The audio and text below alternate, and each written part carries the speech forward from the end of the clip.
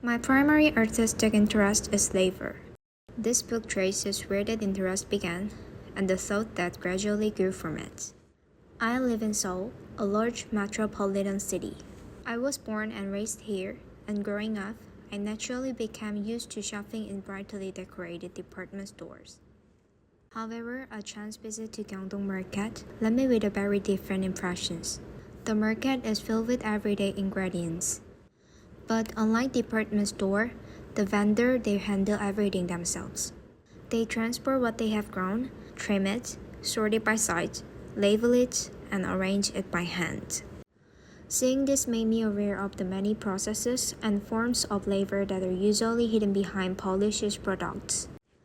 I realized that the processes closely resembles how artwork and exhibitions come into being. These realizations began to shape the way I look at everyday objects. Before I buy some things, I often find myself thinking about the long journey it took to reach me.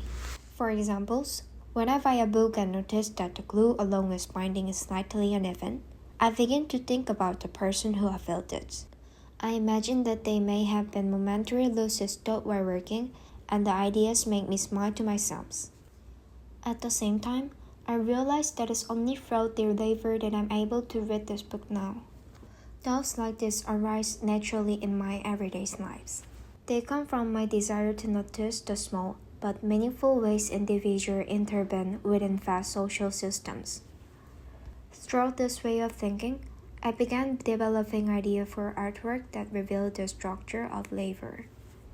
Eventually, for the first time as an artist, I carried out a project in which I hired someone and experimented with the act of selling. I also conducted surveys based on objects I encountered in the market, exploring how they come to be valued. All of these thoughts came together to form this book.